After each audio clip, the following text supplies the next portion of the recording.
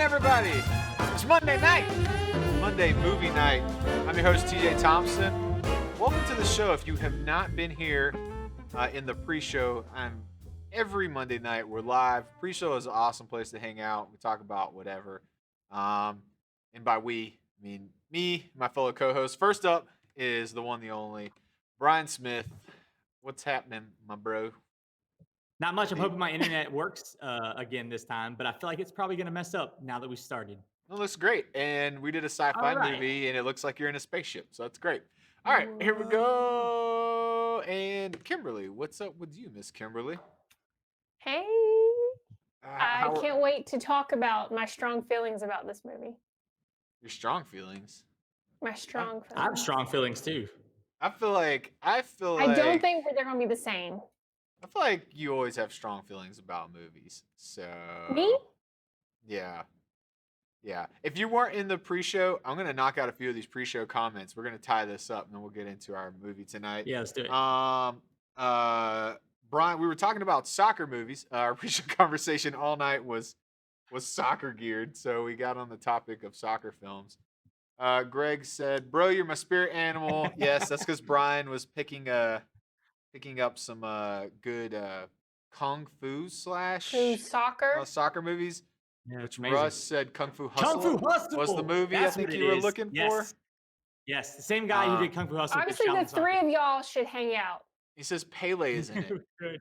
I don't know. I guess he means that he's in Kung Fu Hustle. So no, Shaolin Soccer.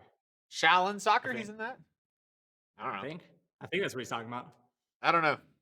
All right, so you want to get here for the pre-show so you can hang out and talk about all that stuff. So you're watching us like as a recording. It's always weird because we enjoy this as the live side. So the fact that people watch this recorded, it's just weird to us. Like we feel like you should want to talk. It's not weird. It's cool. If you can't meet us on Mondays, you can watch it Tuesday, Wednesday, Thursday, Friday, Saturday, Sunday, or Monday. It's like pizza on a bagel. You can watch it at any time. That's a good one. That's a good plug. You can watch it anytime. All right, let me explain what the rules are, and then we'll get into our trailer. So, if you've never seen the show before, what we do here is we talk about movies in very vague ways where if you haven't watched it, you're going to have no idea what we're talking about. So, each week we pick a movie, and then we watch it, and we come here and we talk about it. And then we give it a score, and then we tally those scores up. And it's kind of become a little bit of a competition, and I'm getting kind of tired of the fact that my score is going down and Brian's going up, which is weird. Yeah. Super weird. It shouldn't be doing that. Yeah. Mine is consistently staying the same, so something needs to change. Yeah, Brian, it's averaging out, which I'm not liking. I'm not liking that my score is lowering step by step. But tonight's movie was I Am Mother. I picked it. I've been picking some bangers, and this one I thought was going to be pretty good. It was a new film that was on Netflix. So let's take a look at the trailer. So if you did see it, it can remind you of what happened, or if you haven't seen it, then this will be the cliff notes for you to join our conversation.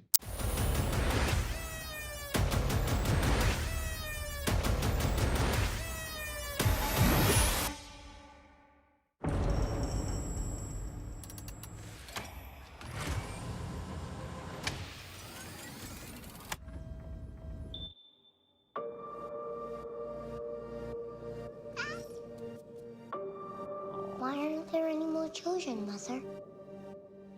There used to be. Then why did you only make one? Mothers need time to learn. This facility was designed to give humanity a second chance. One that began with you. Daughter.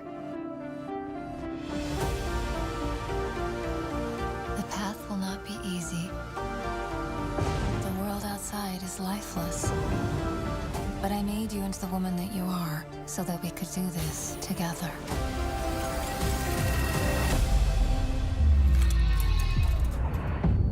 Mother?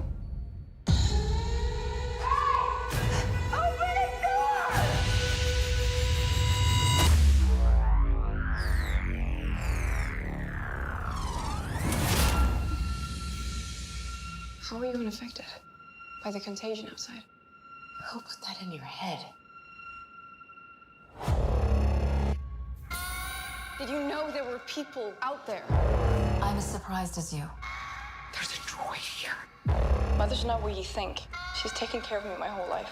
You haven't seen what they've done. Not Mother. I told you it was dangerous outside. I hope you see that I'm different than her assailants. That thing feels nothing for you. You don't belong here. I've discovered something troubling. Our guest has not been entirely truthful with us. Daughter, I know you're frightened, but you have no need to be. Have I ever done you harm? It's just a matter of time. This woman doesn't care about any future but her own. She's very dangerous. Dangerous. I'm never gonna hurt you. She's a risk we can't take. We have to go now. Trust me. Trust me. Trust me. Daughter, your whole life I've taught you to see the bigger picture.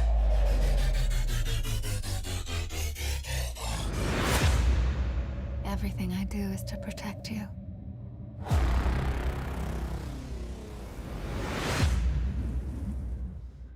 I'm glad I didn't see that. Didn't see the trailer? Yeah, I'm glad I didn't see the trailer. Would it have Yeah, I didn't ruined watch it? the trailer either Would it have before. ruined it for you? No, but tonally it's just dumb. I don't like it. I don't like it compared to the movie. Yeah, I would completely agree that if you watch that trailer, that gives you a different mojo than the film. Yeah. And if you remember last week, I said like I watched the trailer, but I read a bunch of stuff, and I was like, so I don't know, because what I was reading was super positive and like completely different than what the trailer was kind of leading me to think.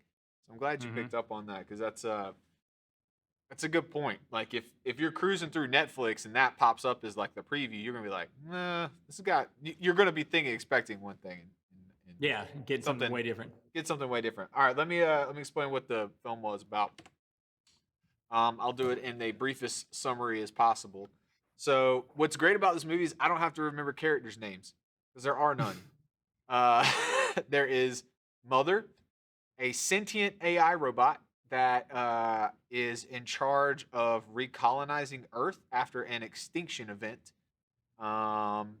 It's set far in the future, and they're in a bunker of some sort that is the incubation chamber and habitational space for all of these new infants that they're going to be recolonizing Earth. The movie basically jumps right into her taking a newborn baby and teaching it and educating it all the way up till she becomes a teenager. They only refer to each other as mother and daughter. So there are no character names. That's what I'm saying. Basically, the movie goes on like to show that there's this loving relationship between this girl who doesn't know any other humans.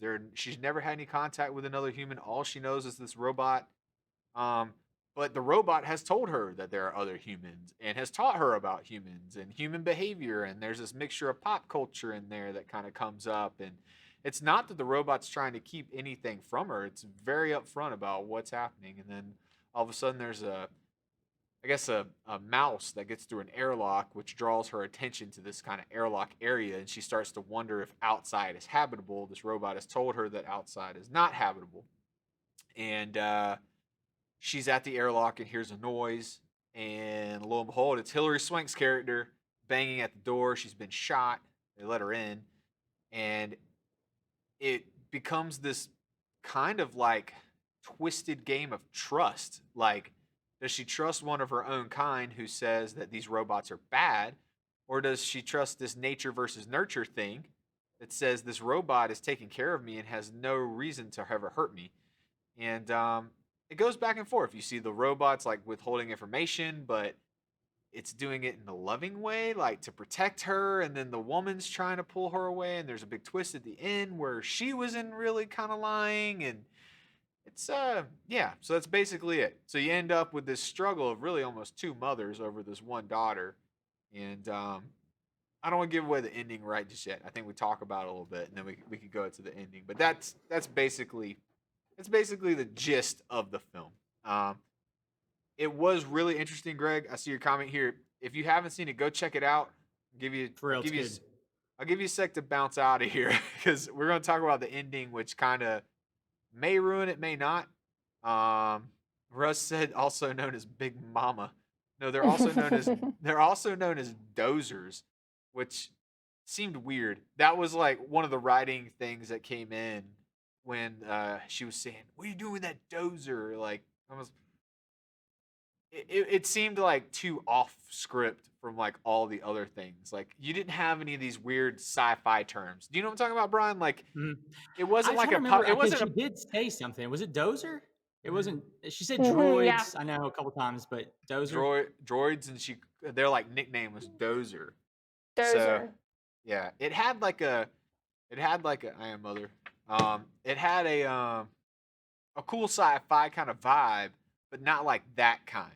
Not like this like Yeah, I know what you gritty mean. like naming of everything, like there's a scene when they go outside and there's all these like big machines that are like harvesting corn is what they're Corn. doing. They're watering the corn, and it's not like those are the megawaters, or it wasn't that kind of like cheesy like naming of everything. It was a really clean film up until Hilary Swank got in it, and then Yeah. it gets actually, that's one of my notes. It was like every sci-fi movie starts immaculate and ends in disaster. like That's true. every sci-fi movie is like it's completely clean, the lights are great, everything's white and pristine, and then by the end of the movie, all that is going to be just trashed. Like Destroyed. Glass shattered everywhere. everything's going up in smoke before it's over. I think that I'll go ahead and say this because maybe this is why you were concerned when I showed you my score. But I really like this movie. I think it's a really good movie. I'll tell you why I gave it the score I gave it towards the end. But I think this movie did a great job of that whole show don't tell thing, where it's like it didn't just say like, "Hey, here's a loving mother-daughter relationship between a kid and a robot." There were 3 or 4 montages where there'd be 5 to 10 minutes of silence, but they did a really good job of telling a huge story in those montage moments. Yeah, I thought that part was great. yeah, absolutely. The opening I thought was awesome. Yeah, Like it's probably 10 minutes before a person speaks. Yep. And it was phenomenal. And that's a sign of a good sci-fi movie with me. When like you just kind of like or at least the ones that I tend to enjoy are the ones that make you feel isolated. And they do Mhm. that by like not saying anything. Like just letting a score play out and use sound. They'll use the really wide shots. Like they did a lot in this movie where you just had like the hallways with really small characters, or really wide scenes with really small characters. It's to give you this like they're all alone kind of thing, even though they're in like a hallway, a confined like little bunker. If Yeah, there's anything maybe that took me out, like you're talking about the dozers or the dozers things, I'm just thinking now about that. What's the show from Fraggle Rock? They're called the Doozers, the right? band. The little green I don't guys know. from Fraggle Rock are called the Doozers. They got their own TV show now. But if anything took me out of the movie, it was the robot. Every now and then, it was like the actor forgot to do robot movements, and it was just a dude walking around with plastic on. And every now and then, it was like, that's just a dude with plastic on. Like, he did a good job most of the time. There's a couple times where he like was just walk. I'm like, that dude gave up. It was like take 50, and he was like, I'm done. I'm just walking. Yeah, I like the robot. I like that Yeah, it was I a thought it was physical. I like that it was a physical costume that the guy Oh, was yeah. in. And like I feel like he did a good job of like I could see like some of the minutia stuff of like hands and those things. Yeah. But when it would like kind of get trotting and walking around, it had that Mhm. creepy Boston Dynamics like Yeah, movement to it. So knee movement. I was like, all right, like I was like as a human doing that, I felt like it was pretty good. Like I mean, I feel like Yeah, he did he a did a pretty good job. jam up job with it. Kim, what'd you think? I know I'm probably gonna be the outsider of this. First, I'd like to give a disclaimer before I talk about my feelings about this movie. I don't like movies like this. I don't like sci-fi. I don't like super intense movies. TJ will attest. The whole first part I spent watching this movie was with a blanket over my head because I was expecting like something to go rogue and jump out and slash her throat at any second. Like that was like just because of the score, like the scoring, like the way the music built. Even nothing by the end of it, I was like, nothing really bad like I was expecting happened. But the amount of anxiety that I felt through the whole movie, anticipating it coming at any moment, was just too much for me to handle. So, Huh. like, I literally like had anxiety through this whole movie. You know, the movie just creeped me out. It just creeped me the hell out. Because I feel On like it's purpose. not too far off from like reality. You think we're like I a don't couple of know. years away from having a embryo to a person in under 24 No, hours? not that. But I feel like 100 years away, you're COVID? gonna. No idea. Raising humans in 24 hours? We got that. We just been keeping that one off to the side. Yeah. It creeped me out, and I didn't like how I felt. Like movies. The to sound me, design was amazing because you're talking about how it makes you feel stressed out. They did a great job of like not just the score, but like They the did. weird clicks and beeps and shudders and stuff was great. Yeah. Russ said you and my wife watch movies the same way, Kim. Like So this. okay. I have lost years off my life from watching this movie. Like when the mouse thing happened, I was waiting for an alien to come like out from underneath there. I'm not even gonna lie. And then I was like, oh, it's a rat. It's a mouse. It's a mouse. You can breathe now. It's a mouse. I will be the first person to say that I watched a crap ton of scary movies when I was younger and do not watch them anymore. And I don't like scary movies. Like I can't do it. Like as much as Cabin in the Woods intrigues me about the philosophy of that movie and like It's pretty good. I mean, that one's pretty good. I'm not gonna watch it. I'm not gonna. Yeah. Like, I think it'll freak me out too much. But this one hit a sweet spot for me. Like, it wasn't scary, but it gave me like those like anxiety moments and like distrust and the weird like mental headspace, of like Yeah. of where this robot kind of stood. But it did a great job of building tension without actually using gore or like some sort of crazy trick to get you there. It was really the girl. I wrote her name down, Clara Rugard, which is the daughter. She's Mhm. not really in anything else. This whole movie is like basically like a Sundance film. Like it was shot in Australia. There's nobody really it was like the director's first movie.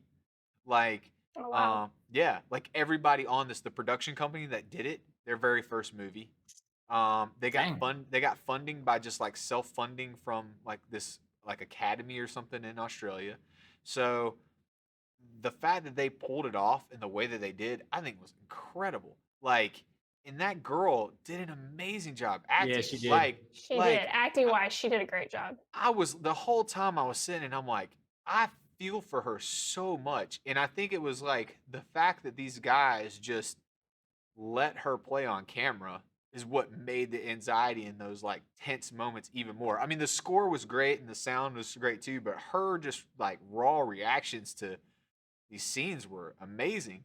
The one that really stuck out to me was when she's like having this realization moment of like what her mother, is or has done. And you just like you get to see it like on her face. And they kind of do it with the montage thing a little bit in there. And oh man, it was so good. She did such a good job. I mean, if you just watch the movie just for her acting, it'd be worth it. I hope she does more stuff because I thought she did great. I thought she did a good job too of being because like of all the movies we've done so far, this one is the one you can make the most like movie metaphor. Like it is, and I'm not exactly sure what metaphor they were going for, but there seems to be a lot in there. And I thought she did a great job of being a teenage girl. Like she was brilliant, but also rebellious for no reason. You know what I mean? Like she was like felt like a real 16-year-old who was a genius who was born like because I'm like, why would you not trust your mom, man? Your mom's been great. But I know 16-year-old girls, and that's what 16-year-old girls are like. You know what I mean? Like she did a good job of being a real 16-year-old in a crazy space station. Yeah. Not space station, I guess they were on Earth, but and seeing that struggle and that conflict in her, she did a great job. Yeah, I don't know, like the anxiety just overtook me through this whole movie, but the acting, you're right, TJ, she did a great job, and Hilary Swank did a great job. Yep. So the acting was superb. Russ said there's a big difference in horror and suspense and anxiety, and I agree. Yeah, you're Like, right. I totally agree. The fact that this movie didn't have a lot of just like it. Trust me, it had the opportunity that the droid thing could have just murdered babies, people, and all that stuff, and and even at the end, um, with the like container scene, like it's super classy in that way, right? You Hmm. know, like just kind of shutting the door. It was like a great. It gave it even more of a creepy sophistication. Does that make Did sense? Yeah. Yeah, totally. So Did you guys think the whole time that that girl was actually the daughter was actually Hilary Swank's real daughter, or that she was like a clone of Hilary Swank? Because they look a lot alike to me. Like I kept thinking, like mm, maybe here's the twist: is that the Hilary Swank is the daughter number one who went away, and this is now daughter number 5,000, and there's daughters everywhere. I would say for me, I was trying to guess the plot the whole time, and Hmm. I didn't, which is I think says a lot for the film. And two, I never actually thought that. I never thought that they were Here's why related. I gave it the score I gave it later, because I guessed the plot and it was exactly what I thought it was, and I wish it wasn't. Well, mm. I thought that she was a past experiment. I thought she was gonna be Hilary like, Swank? yeah, that Yeah, that's she what I meant. was, She was the past one, yeah. yeah, like, well, okay. So you're saying like clone or whatever of her, yeah. I thought you were talking about like just a natural like human. No, no, no. But like, yeah, no. I did think that. I was like, oh, she's like one that got away, kind of, Hmm. kind of thing. Yeah. So speaking, okay, now that we're on the storyline, can we talk about the ending? Russ has a couple comments we can talk about. Uh, Okay.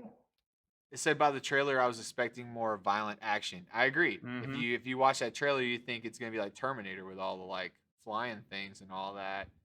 And he said he kind of went with the clone thing at first too, which is yeah. Yeah. I, Yeah. I'm with you. Um, okay, let's Well, talk what's your ending. storyline, Kim?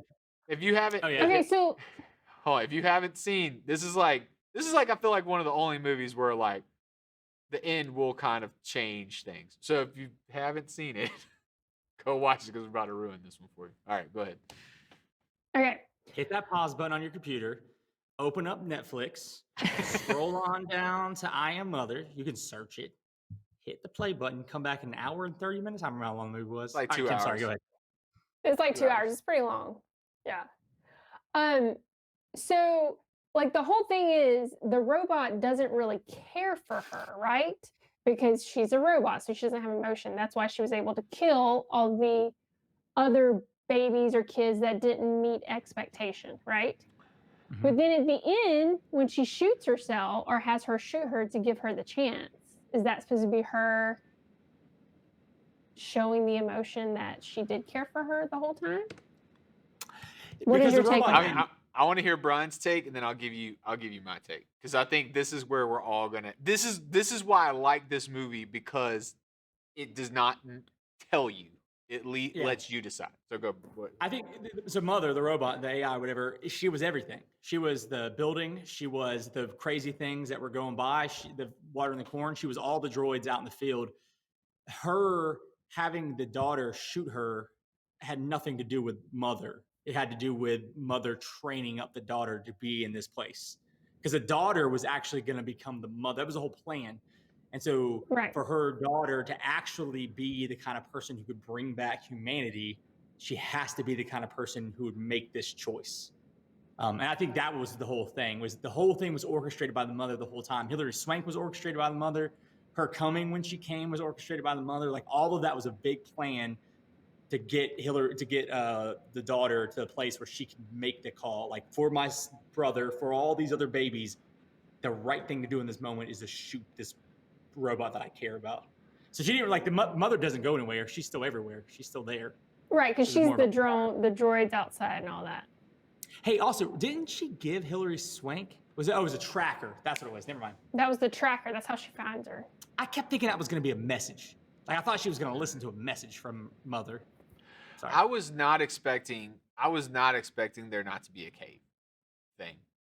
Hmm. Like that one got me. Like that twist in it with Hillary Swank taking her back to her Hmm. container and basically being by herself. I I was not expecting that. And I feel like they did such a great job on the character development of an emotionless robot who Mm-hmm. has just this loving voice the whole time, which is Rose Byrne did a great job. yeah, yeah, she was in Neighbors Instant Family. and Innocent Instant Family. Family. Um which I didn't even Because we realize that was couldn't her say her name voice. right. Barney. But I didn't realize that was her till I looked it up. But she did a great job. I mean, the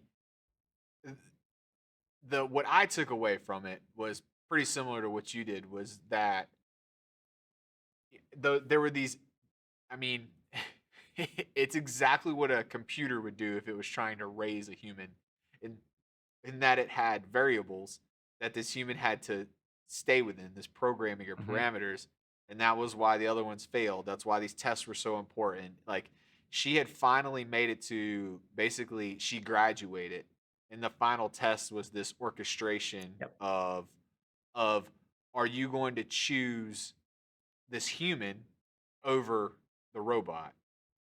And she chose the robot. Like, she was wanting this unconditional loyalty, is what I took it as.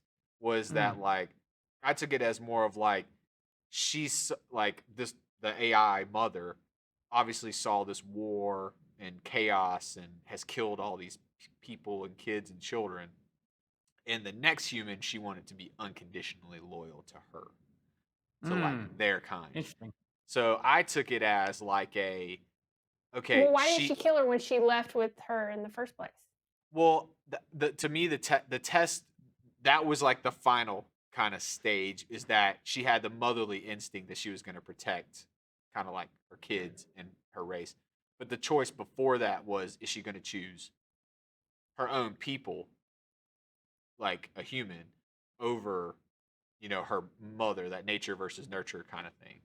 Does she trust the machine? And then when she finds out that, she is all of these things, you know, the good, the bad, That the look, ugly. the actress, I don't remember what you said her name was, but that look she gave, like the last look Clara of the Rungard. film, is also brilliant, man. Where she is looking at all the embryos, realizing she's responsible for all of them, and then she has that little, I got to do what mother did. Like, I got to be that. She, like, you see it in her face. She realizes, like, if this is gonna succeed, I got to be cold blooded. Yep. And Yeah, that and was she good. starts singing the songs, like, Mhm. and there's a little montage in that. It kind of threw Kim off because she was like, she's not singing anymore, and I was like, hey, but it slipped into a montage. But yeah, I viewed it kind of as a loyalty thing, because I think Mm. ultimately the robots, you say she's compassionate, mother's compassionate, but she's really not. She's just wanting perfection, and that's what she's desire is. Like, that's what she's wanting, and the perfection for her is control and trust and loyalty. Yeah, I think, like you said, the variable thing is what it is. Like, A or B, and for the first time, here's someone that got all the way to this point. And that's why she left Hillary Swank alive. Like, she knew where she was. She could have found her the whole time, but she didn't. So she could orchestrate this thing. And then that last shoot me moment was her still making the right choice. That's the way I see it. Like, she made the right choice still. Like, she passed the test. Do you think that one of the things on the, like, they hinted to, like, the fact that before Mother goes and kills Hillary Swank, there's the whole conversation about, Maybe they could have just had a conversation. They could have talked it out. my thing was, they hinted though that it was like she had all the Virgin Marys, like there was all that mother symbolism there, right? But the robot said, like, it's almost like someone, ordained you to do this or was watching over you. Mhm. Like, there was like these hints at, like, it could have been God, but it could have been me. Like, it's not, to me, Oh, interesting. like, they don't clarify it, right? So it makes me wonder if she really knew that she was by herself or not. Because I think she didn't. I think she really thought that there was a cave. I think that she really didn't know she was by herself. Because I think if she did know, she wouldn't have gave her the tracker, and she wouldn't have questioned her in the infirmary. She questions Oh, her and you're saying says, mother wouldn't have Where's the known. others? "Yeah, Interesting. yeah." So when I say there's like the setup of, like, the Hillary Swank thing, I really don't think she knew if there was any more left or if Hillary I was like think lived she by did. herself. I think mother knew all of it. Like when she said, like, it's like almost like you were ordained until now. Like she's saying, like, I did it because like she Like was she asking allowed those her to live. questions. Yeah, she's asking those questions so she thinks she's alone, so that she thinks that mother doesn't know where she is and all that kind of stuff. But the tracker, kind of puts a wrinkle in that. And when she like walked into her little cabin, she like looked around and she clearly had never seen it before. Whoa! Right. See that? I looked to the side and it got so bright. Yeah. It's because your face is so white. All right. Let's look at a couple of these comments. Russ said she chose her brother more so than her mother, which that could be a good point. She was definitely on board for her mother. John, the super fan, only second to Russ, says I don't think she had to do the same thing as mother, just had to be herself for them. He also I agrees think, that. but Go oh, ahead. go ahead. No, I'm gonna run I through was gonna say, this. I think like if there's 100 and yeah, mother set the whole thing up. You're right, John. But if there's like 100 or 64,000 embryos in there, and Yeah. she's going to be responsible, some of those people are going to be bad people. And to protect humanity, that leader is going to have to make those hard calls to burn them alive in an incinerator. You know what I mean? Like, I think that's part of it. That's what I mean by that. Yeah, but well, you had some foreshadowing in those types of decision makings when it goes to the doctor question with the patients and the organ transplant when she's teaching her. You know, so you knew a little bit that was going to be coming down the pipe. You just didn't know how it was going to play out. Let's see what Russ has to say here. Russ said something that blew my mind was the second time around was the time lapse between the very beginning and the teen daughter. It says something like 13,000 days later. That's 38 years. So the daughter baby you first see is probably Hillary, not Clara. Yeah. Holy crap! Is that true? Yeah. I did read that. That's that awesome. And the baby was blonde headed, right? It was a little bit blonde headed baby.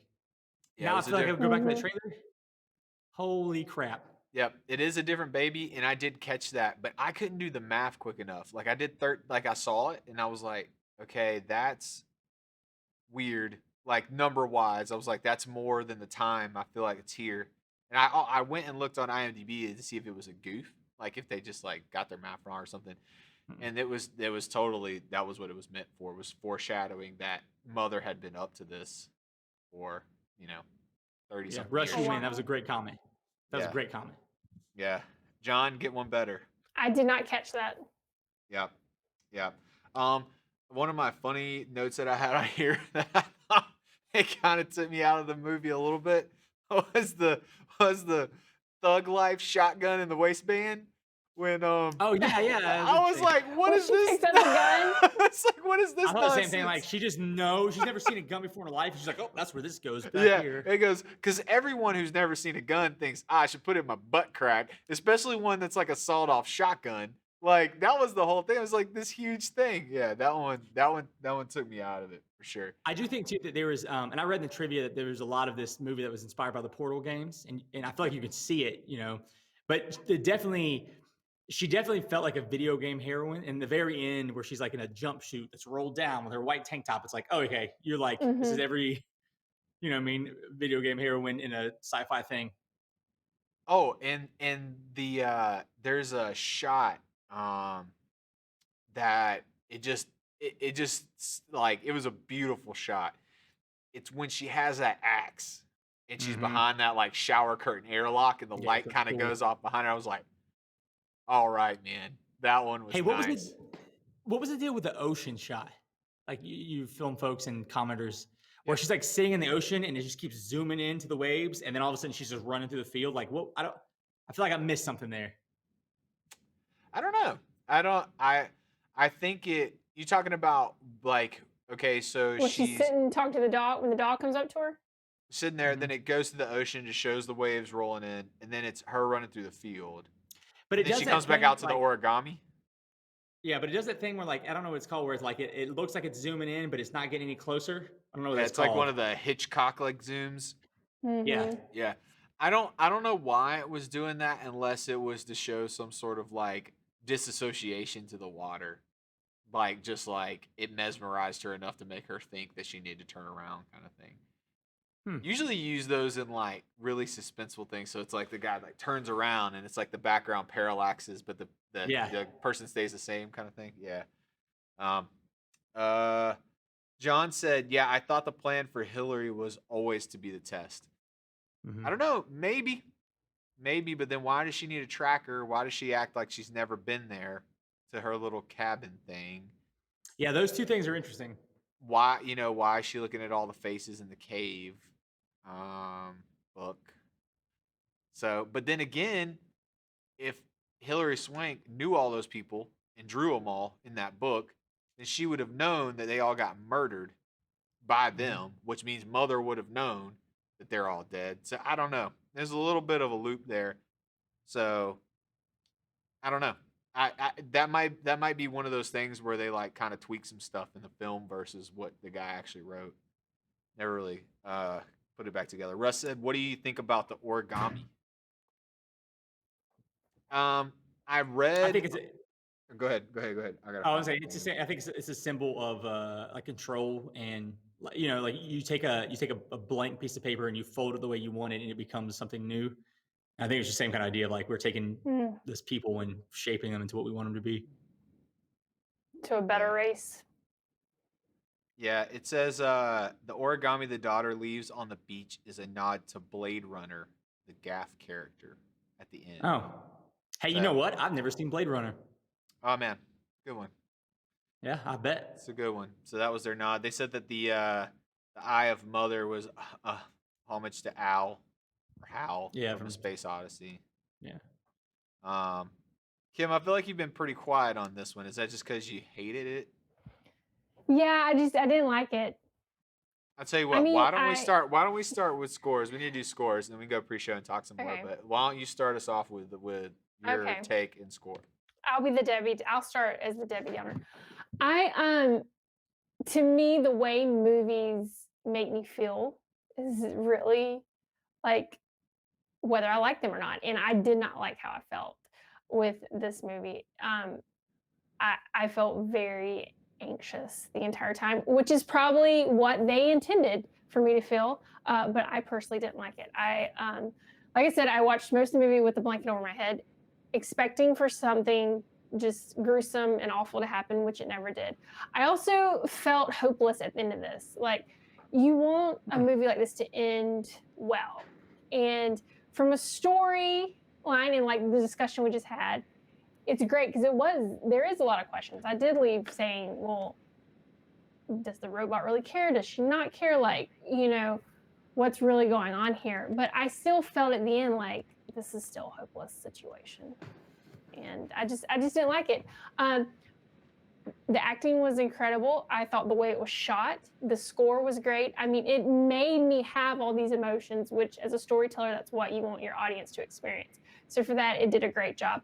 I personally just hated how it made me feel. So, and I hate sci-fi and I hate super suspenseful movies. They just give me so much anxiety. So I'm probably biased in like saying how much I dislike this because I just don't like movies like this, even if it was like a perfectly made movie. So I give it a 60. Sorry. That's rough. Right here. That's rough. Like to be honest, and I know reviews, I probably, if I wasn't watching this movie for Monday Movie Night, I would have probably turned it off because I'd have been like, I can't handle the stress. Russ says that you should watch it again and look for all the little brilliant things. Yes. Now that you know it's not going to be scary, because at the end of the movie, I was actually like, nothing crazy really did happen. It's really just telling the story that is really it's more of these subtle things, but the amount of suspense I was carrying was just too much. Yeah, 60. Literally, I had my ears covered and I was like, what just happened? I would ask TJ. Russ is new to the show. Russ is already, he's been here a couple episodes, but he's already catching on to Kim's scoring. It's not. Kim, you haven't got to boo Kim this time because I guess Josh isn't here. I know. what's incredible is that Brian, who picks all the stupidest movies, doesn't get hated on as much as you.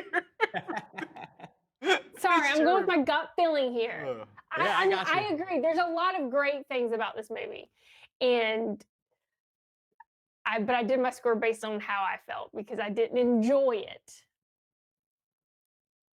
All right. I hear you. All right. I get you. I Hey, get you. this Go ahead.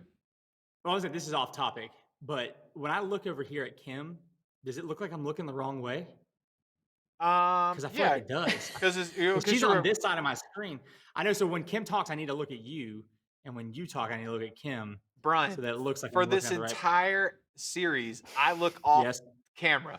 I've always looked off camera. Like I could technically move my monitor over here and be looking at all of you, but it feels too weird. So I've just kept it off camera. Yeah, don't I know. just realized that was happening to me. No.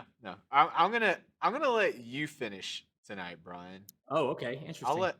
We'll switch it up. I'll let you finish. I'll give my take and then see how you do. All right, so I picked I Am Mother, and I'll be honest, it was because the rules of this game and this show hindered me from picking a lot of movies that I normally would pick. This one stuck out to me because it was a Sundance feature, and I read so much about the director, the production company that made it, basically being fresh out of the gate. So I was kind of curious as how someone who never really made a movie got picked up by Netflix, which was pretty huge. So I figured it had to be pretty decent to get, to get pulled. I loved it though. I love the set design. Like I thought it wasn't like over the top. When you look at a movie and you see that it only takes place in a couple different places that they built really, in the you just basically are relying on sound and visuals and acting to pull you in.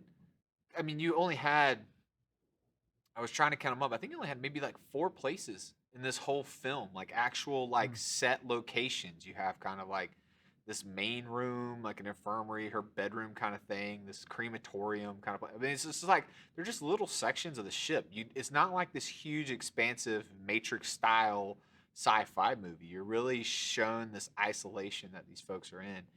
The acting was incredible. The daughter just did an amazing job. Another scene that comes to my mind is when she meets Hilary Swank, and Hilary Swank is bleeding out in the airlock, and she's like, go get me supplies, and she's like, she doesn't know if she could trust her yet. She doesn't really say that. She's just like, you have to stay here. You have to stay right here if you want me to help you. And then she's like, goes to leave, and then she comes back and sticks out her hand. Like, and it's a completely inappropriate time to shake hands. Like, this woman's bleeding out, but like, she's never met a human. She just knows like I'm supposed to shake hands and like introduce myself. And the fact that that didn't come off cheesy or awkward, it seemed like really genuine from her. I loved it. I loved that I fell in love with a robot. Like I love that up until the point where they talk about the robot murdering babies. I was totally in for the robot. I was like, that lady's crazy. Don't trust the Hillary Swank lady. This robot woman is taking care of you. It really gave me a new perspective on the whole like, you know, what is a mom thing? Like, what does that really look like? What is the nature versus nurture kind of component? From a filmmaking perspective, it was great. Score was great. Music was great. Lighting was great. Set design was great. The camera work was great. Everything was awesome, and especially for a company fresh out of the gate. Bravo, guys. The way that we score these movies, we tend to, I think, feel like we've got our grading system locked down now. And for me in particular, I kind of do this A B C D E F kind of ranking. There are very few movies that make it into the 90 plus range. I don't think we've ever had one here that's done that with me.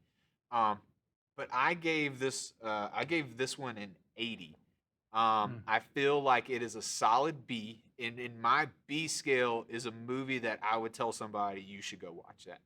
Like, and I feel like my reputation as like a good pick would be upheld. So I feel like I could tell someone today, go watch I Am Mother, and they're not going to be disappointed. A, because I don't think it's going to be gory, scary, but it's going to give you the suspense and emotion that it needs without being like jump scary. But I really liked it, so I gave it an 80, which is a 20-point spread from Kim's 60. So, so Sorry. yeah. Um, let me run through a couple comments, Brian, then we'll let you close it down with your score. I just want to put that one up again. Sorry. You're such a heifer. Movie mission accomplished. I'm just playing. Lydia's exactly the same. She doesn't like to be moved emotionally. I mean, like really moved, especially in the sad, anxiety kind of directions. So he's basically saying, you're saying that you don't like the way the movie made you feel, but it made you feel exactly like it wanted to make you feel. Yeah. Well, hold on. I would like to give a disclaimer here. All right, go ahead and we'll get into that one. You're moving on. I don't like anxiety, but I will say, what was the movie, the zucchini movie? Yeah. I scored that high because of how it made me sad and it moved me. Yeah. And you hated it, TJ. But I just can't stand the anxiety. Like I can't. It doesn't allow me to enjoy or appreciate what I'm watching because of anxiety. But I'm trying to. Anyways, carry on. Carry on. Yeah. So, yeah, the zucchini movie was completely different for me. Anyway, that was a. But I'm saying that's a movie that moved me in sadness, but I could appreciate it. Russ is talking about the Mandalorian, and like if I watched it behind the scenes, I have. Their digital set thing is super cool, and yes, Farver is the man. And this is the last one. Then we'll let Brian close this down with his score. What is a mom thing, TJ? You philosopher. So a mom thing that I'm referring to is the nature versus nurture kind of story that I feel like plays out of this. I feel like she craved a human connection, and then she got a human connection and realized that the connection she had with this robot mom was even stronger than a human connection, which is weird. It's like super weird, and that's what I'm talking about, like a mom thing. Like, what is really a mom? So, it almost kind of like brought up like thoughts of me of like adoption and like those type of situations of like where you look at someone and you're like, oh, you're calling this person your mom, but they're not really your mom. Do you know what I mean? Like I find that I've never really landed on a connection like that where I'm like, yeah, I know they're your mom, but there's always going to be this nature nurture thing where she's really not really your mom. This is an adoptive mom. Like there's a lot of hurdles to overcome there or whatever. And in this movie, it made me kind of rethink that because I was like, here I am looking at this robot who is in no way, shape, or form tied to this human at all. And I was like, but the love and the care and all that she's put into her life, strong as any bond a human mom would ever have. So I don't know. I really enjoyed it. So that's the mom thing for me that kind of opened my eyes a little bit. All right, so Brian, we got a 60 from Kim, terrible, an 80 from me, which is where it needs to be, and then what do you got, Brian? Yeah, I'll tell you. So I think, like everyone was saying, I haven't read the Goofs yet on IMDb, and I want to go back and look because Russ was saying, I think there were little moments of brilliance all throughout it. One that stuck out to me, and it's a dumb scene, but she's running from Mother at the end, and then she just falls, which happens in movies all the time. I was like, that gummit, why? Like, what a dumb thing to happen. And then it's like, oh no, she fell because there was a huge tank outside that rammed the building. Yeah. And even that small thing is like, here's a detail we're going to address. All that stuff is phenomenal. The acting was great. The sound design was great. The score was great. The small detail, like you're talking about her shaking hands. I think that has to go back to her watching talk shows. Like she watched, was it Johnny Carson? She was watching. Yeah, the Tonight Show. But that, because that's how he greets his guests, and that's why she did that, because that's how she's learned interaction between humans is on this talk show format. So, man, all those little small things were just so smart. And so I really do like it. Kind of like you're saying, TJ, I haven't given anything really super high, but this is a movie I would say, and watch it, go check it out. It's great. But here's my big butt in the whole thing. I ended up giving it a 77, which is lower than the 80. And here's why. The the robot's intentions is the most cliched thing in robot science fiction. Like, my job is to protect humanity. The best way to protect humanity is to get rid of all humanity. It's been done a million times, literally a million times, a million different ways. And I really thought, man, I was hoping this movie would have gone in a different direction. And I think two things could have happened. One that would have pushed it up to me to that B, and one that maybe would have taken it up to like a hey dang next level 100. And I'm a big nobody, I don't know what I'm talking about, but I think it would have been amazing if we found out that the mother robot really was caring, that all the bad signs that we saw were explainable. Like she only did one child at a time because it's hard to raise a child in the middle. Whoa. That's Kim's battery. Yeah, her battery died, so her pack disconnected. I think that would have been I think that could have been a really interesting thing. Like, Hillary Swank was the evil person. Like, she ran away and found out that, hey, mother, you're talking about this whole, like, she desired human connection, but found real humanity and real family and real community in a robot that could not be replicated with the humans that she encountered. I think that could have been a really interesting take, something that I haven't seen before. But I would have loved it if it never told us who was right. Like, if we never found out if Mother was evil, we never found out if Hillary Swank was evil, we never found out if one was good or one was bad, we never found out. I don't know how you work it out. Maybe at the end, Hillary Swank shoots Mother, and Mother blows up Hillary Swank, and the girl's left to take care of all the embryos on her own, and we never know, like, was the mother robot actually a good character or a bad character? I think that ending would have left me way more like, oh snap, than this. Because as soon as you came back and the robots are all out there and Mother's like, my job was to protect humanity. It's like, oh, dadgummit. Like, just, I don't know. Like, iRobot has a similar thing. Like, almost all movies have the machines turning. It's the Matrix. Like, we got to protect. The only way to stop war is to get rid of all people. Like, it's just been played out a whole bunch. And to me, that's what held it back. Yeah, in my mind, when I was trying to figure out the plot, like, just kind of like seeing where this is going, my thought was, and just like, because I had seen the trailer, I knew that army kind of existed somewhere in this movie, and that tank and like those things. I was like, okay, she's gonna be the different robot. Like, I was like, oh, she's gonna be the one that fights for the human, right? Like, she's gonna be the chippy. Yeah, exactly. Yeah, she's gonna be the one that stands up and says, like, no, these are like my children, and yeah, she becomes the real mother, right? Yeah. And I'll protect them or whatever. Yeah. So that was it was a little like concerning with the story. Like, it could have gone that way, and it would have been kind of neater to kind of leave it open ended. But I wasn't disappointed in that. No, I'm not disappointed. Like I said, I think it's great. I think it is. I'm trying, of all the movies that we've watched, it is probably the one I sincerely like the most. In fact, if you haven't seen any of these kind of things or read any of these kind of stories, or you know what I mean, where that is the twist that happens. If this is like the first movie you watch and introduces you to this idea, it's gonna blow your mind. Like, they do such a great job at it. I just have seen it a bunch. Yeah, no, but I like the fact that they didn't play it up. Like, I feel like in other movies I've seen, it's like this godlike mentality of like, I am everything and I am all knowing. And this one was just kind of like, you know where to find me, like, and just kind of drifts into the background, kind of. Yeah, she didn't like turn into a crazy giant mech at the end, and there was, you know what I mean? Like, yeah, you're right. It was more subtle. I agree. Yeah, so that was a little bit of a saving grace. All right, so scoreboard time with a 60 and 80 and a 77. That averaged out that we gave. Oh, I deleted the thing. It averaged out to be like a 72, I think, for this movie is like what we combined gave it. Let me look at my sheet real fast.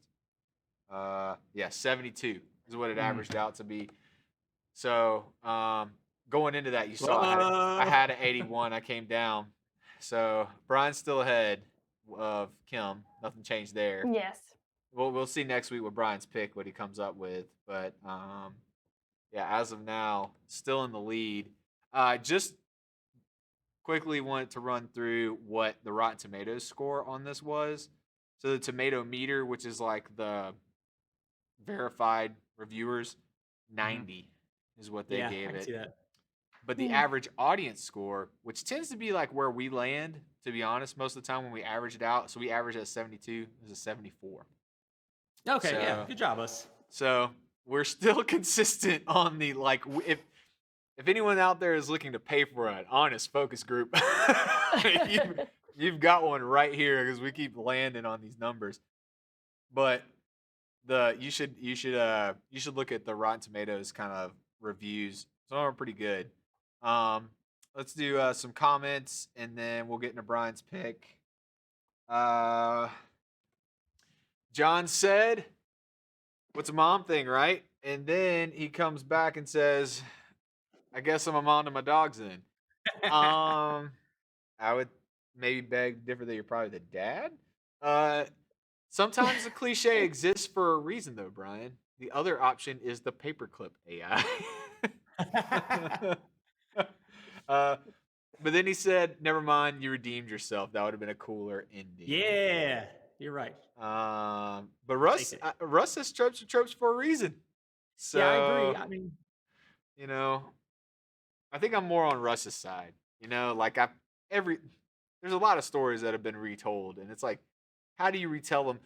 Okay, in the like indie film world, a lot of people do that. They take an existing story and they're like, "Oh, I can make it better." 9 times out of 10, they make it worse. It's usually like far more cliche, far more stupid, like how they do it. Like, you're not gonna remake, a Kubrick movie on this shoestring budget and think you can do it better than Stanley Kubrick did it. Like, it just usually doesn't happen. But this one, I mean, again, for these guys coming out of the just gate, kind of searching for funding, they shopped this around. Like, they like literally took bids. Like, they were just kind of like, "Hey, whatever you give us, we'll just take it." So yeah, it's wild, crazy. man. I feel Yeah, like it was, I mean, top What was notch their total movie. budget? Uh, Because I mean, they had some pretty big actors. I mean, if they had yeah, Rose that'd pay a lot of money. as the as the voice, and then they had what Hilary Swank. they said was their biggest what their biggest I Expense. guess, well, not biggest expense, but what they touted as their biggest moment was pulling Hilary Swank. Yeah. So that was like their kind of thing. It doesn't show me what it's sold for. It just shows me what it's made. Which Also, you know what's wild is I've heard people talk about this movie, but there was no marketing for it. I mean, Netflix doesn't market most of their movies, but it has a good one, dude. yeah, no, it basically was an Australian indie that made it to won the Australian Sundance, which got it sent to an American Sundance, and then the American Sundance it went up for like purchase, and Netflix won the bid. I don't know how much they paid for it. I don't actually know if I can. I'll try to look and see if I can find it, but I don't know if I can find it or not. Okay, so Brian has the pick for next week, which God only knows what it could be. Except I know because I wrote it on this index card that's in this hat. So next week's movie will be with your pick in this title. Like you never I know, man.